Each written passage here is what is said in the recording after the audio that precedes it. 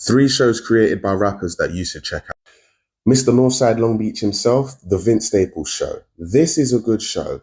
I think what makes this show good is he's already established as a rapper in this show. It's not a biography of how he became a rapper, but then it sort of ties into the story of how he manages his relationships with his family, how he manages his relationship with, his partner and all different things and day-to-day life, people from his hood.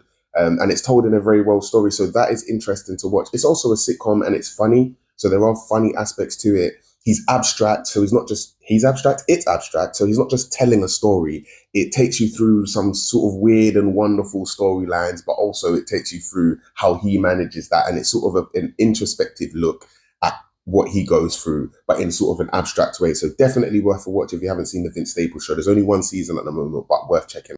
Second show is a sitcom called Dave by Little Dicky. This is very good. It's very funny. You can tell Little Dicky is a good writer. Like, he's super talented as a rapper anyway, but this show really shows off his writing skills because it's so funny and it's such a well-told story. The difference with this show to the Vince Staples Show is that it is about his come up and it's about what he goes through. But obviously, Little Dicky, his story is interesting in comparison to other rappers because it's quite unique in the world of rap. It's not unique in the world, but in the world of rap, it's quite unique. So he tells that story and what he has to go through as sort of this sort of kind of a little bit nerdy, sort of a Jewish guy who lives in a certain part, but as trying to flex in a world that is mostly, for certain type of people from certain type of areas. He is trying to flex himself and his own abilities in that world. And it tells that story really well. And I think what it has in connection with the Vince Staples Show is that it really pulls from his life. Like, even his best friend in the show is his best friend in real life, who had to audition for that role, by the way.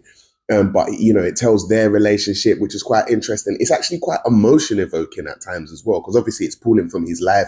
And you can tell, again, it's introspective. He's looked at himself and he's really pulled out some of his own insecurities and his own negatives, and he's displayed them for us on this show. So Dave is definitely worth checking out by Little Dicky, very talented writer.